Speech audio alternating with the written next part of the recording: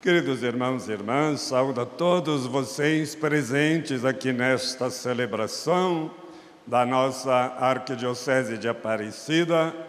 Romeiros e romeiras, sempre bem-vindos. Vocês alegram muito o coração de Nossa Senhora com sua presença, com sua fé, e recebam o máximo de graças possíveis também com nossos padres, que vem aqui buscando santidade. Que bom!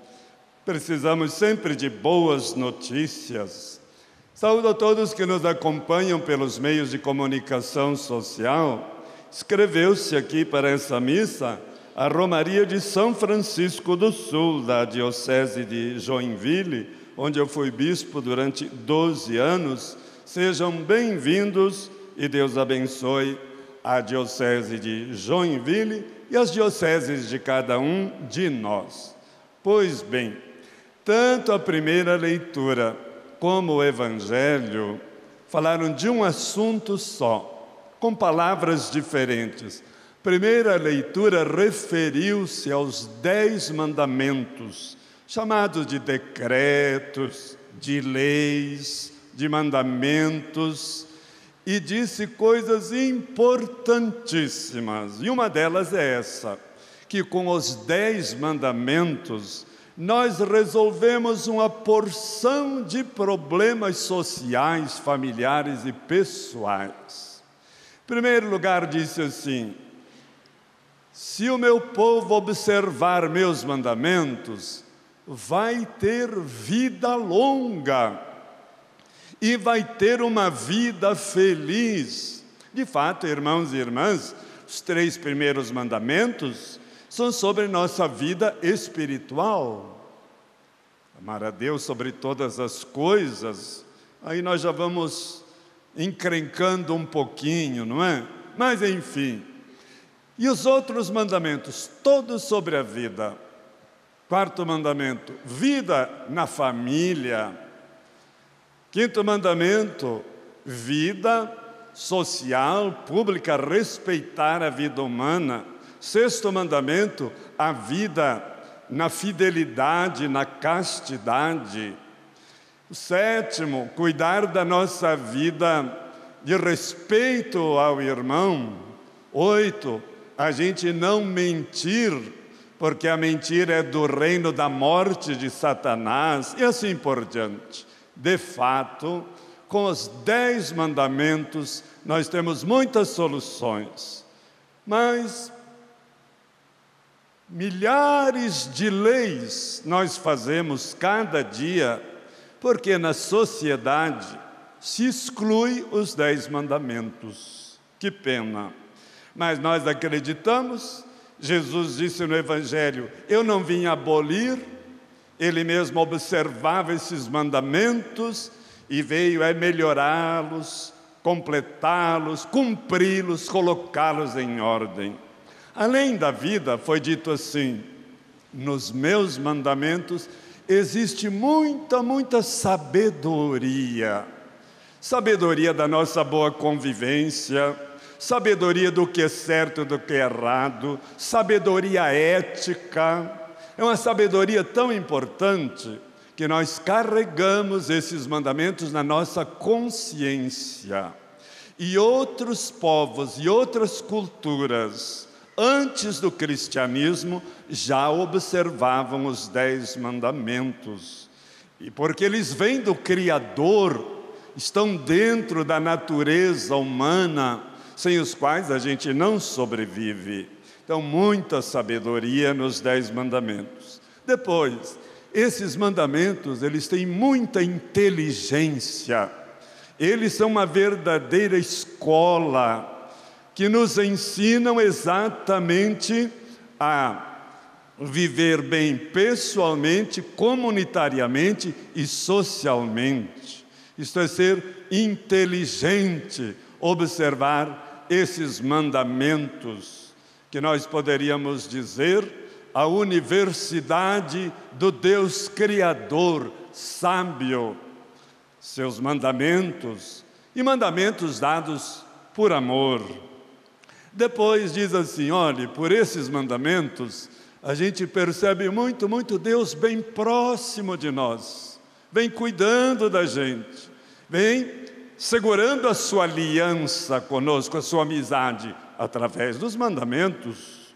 O mandamento não é imposição, mandamento é defender, proteger a amizade entre Deus e nós. E claro que os mandamentos sempre nos aproximam um dos outros. Se a gente observasse a segunda tábua dos 10 mandamentos, a partir do 4º até o 10º, a fraternidade existiria em qualquer lugar do mundo. E ainda mais, a nação que cumpre esses mandamentos recebeu o título: será uma grande nação. E então, realmente nós precisamos nos voltar para esses valores tão centrais e tão necessários hoje na nossa sociedade, os 10 mandamentos. Dentro dessa perspectiva, então Jesus no Evangelho confirma os 10 mandamentos. Não vim abolir, vim cumprir.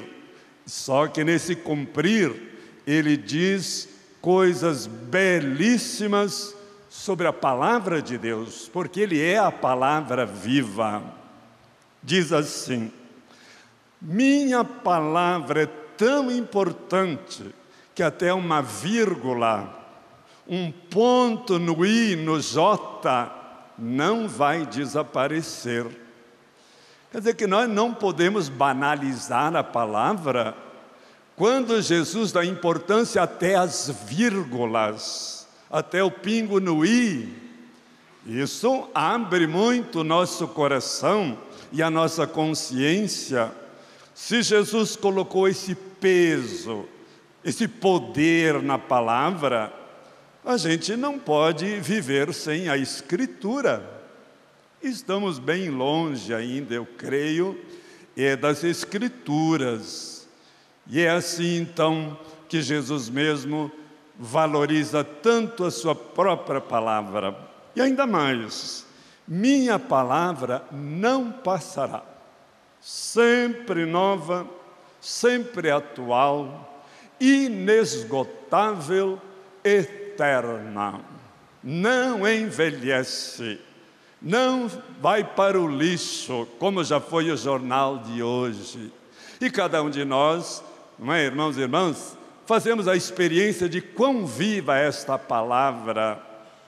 Já abrimos o Evangelho 10, 15, 20, 30 vezes e sempre tem novidade, sempre tem um aspecto que é surpreendente para nós. Palavra, portanto, que não passa. A Bíblia não é um livro ultrapassado, não é um livro velho, não é um livro antigo, não é um livro de atraso. Isso que se diz por aí, e quem nem conhece como abrir as Escrituras. Depois Jesus diz assim: você quer ser o maior? E aí ele dá um critério muito bonito. É maior no reino dos céus, olhe bem, quem pratica e ensina. Muda tudo. Porque o nosso hábito, o meu hábito aqui agora e o nosso é esse, é ensinar, mas de repente sem praticar. E isso que é importante para Jesus. Ele mesmo fazia assim. Jesus nunca falou uma teoria. Jesus sempre falou o que ele praticava, o que ele era. Isso é um convite muito bom. Porque senão a palavra se torna lábia, se torna discurso, se torna homilia, se torna conversa. Não, a palavra é prática, a palavra é vida, falam mais as boas obras que praticamos graças à palavra. Nesse sentido, todos nós podemos ser uma verdadeira Bíblia viva, onde as pessoas podem ler as Escrituras nas nossas ações, na nossa boa vontade, no nosso jeito de ser. E claro, quando Jesus diz, primeiro praticar e depois ensinar, então você será grande. Não sei como é a nossa catequese, não sei como nós na igreja observamos esse dado tão importante, praticar e depois ensinar, e resolvemos um problema que é um complexo, que é uma chaga na humanidade, de querer ser o maior, querer ser importante, querer ser o primeiro, ter as aparências, ter poder. E aqui Jesus mostra, grande quem pratica e ensina a palavra. Normalmente a gente diz assim, Bíblia na mão é para abrir, para ler, para estudar a palavra na mão. Agora não basta, eu posso ser um professor bíblico e dar um mau exemplo danado, porque não pratica. Bíblia na mão. Agora, essa Bíblia, teoria, esse estudo, ele vem para o coração. Aí sim é internalizado. Não fica na teoria da cabeça. Vai passando, como diz Santo Agostinho, para as nossas próprias vísceras. Porque a palavra é um verdadeiro alimento. Não só de pão vive o homem. E já o profeta Amós, 800 anos antes de Jesus nascer, dizia, há uma fome da palavra de Deus. Talvez isso se explique um pouco o fenômeno do crescimento de tantas religiões. Temos uma paróquia aqui pertinho que tem 52 religiões pentecostais, porque o povo está com fome e sede da palavra. Uma das explicações deve ser esta. Então, quando nós nos tornarmos mais bíblicos, nós vamos atrair também bastante o povo de Deus que tem fome e sede da palavra. E claro, quando nós respondemos a esta fome da palavra, nós estamos adquirindo aos olhos de Deus esta grandeza que foi a de Maria. Fazei o que Ele vos disser, praticai o que Ele vos disser. Senhor, faça-se, fazei, praticar, faça-se em mim a Tua palavra. Vamos pedir, queridos irmãos e irmãs, esta grande graça, que vai mudar a igreja, vai mudar a família, vai mudar a sociedade, a prática da palavra de Deus. Sei que não é fácil, nem para mim, nem para vocês, mas é possível, com o Espírito Santo, com o nosso esforço e cá entre nós. Conhecemos gente até fora da igreja que cumprem a palavra.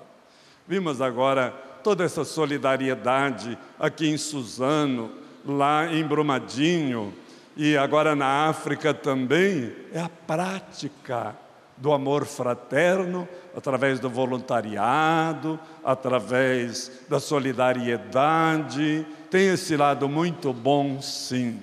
E você conhece também pessoas muito queridas porque praticam. Mas o exemplo maior, São José, não disse uma palavra de teoria. E por isso é tão simpático. E por isso recebe tanta atração do povo de Deus, porque não disse uma palavra e falou sempre pela sua prática, inclusive pelo seu silêncio. Vamos pedir essas graças para os 10 mandamentos, fazerem o Brasil uma pátria melhor, e nós, praticando a palavra, sermos melhores cristãos, sermos grandes aos olhos de Deus. Amém.